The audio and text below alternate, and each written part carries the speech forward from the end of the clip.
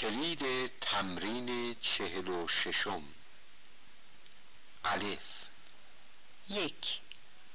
آقای رئیس راهش دور است، با این وجود سر وقت به اداره می آید. 2. همکارم کور است، با وجود این مرد پرکاری است. 3. انسان به کره ماه رفته است، با این وجود باز هم تلاش می کند به کرات دورتر برود. 4.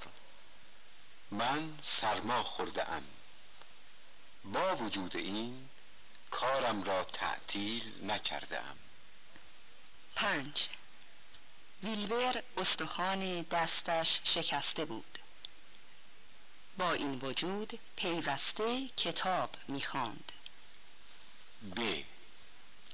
1. پدرم با وجود پیری هنوز محکم راه می‌رود. 2. بابک با وجود بچگی چیزهای زیادی میفهمد. 3. شما با وجود کار زیاد چطور می‌توانید به سینما بروید؟ 4.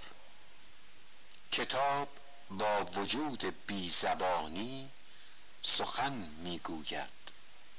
5.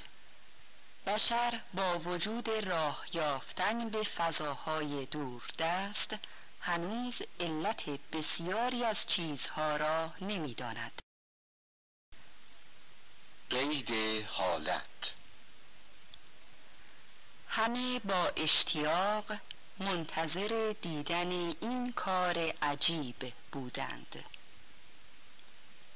ویلبر با سرافرازی از هواپیما بیرون آمد. او با عصبانیت فریاد زد: چه می‌کنی؟ من با خنده جواب دادم: چیز مهمی نیست دوست من. مردم با خوشحالی دعوت قهرمان را پذیرفتند. دوستانش با شور و هیجان بسیار این پیروزی را به او تبریک می گفتند. دانشجویان با علاقه تمام به سخنان استادشان گوش می دادند.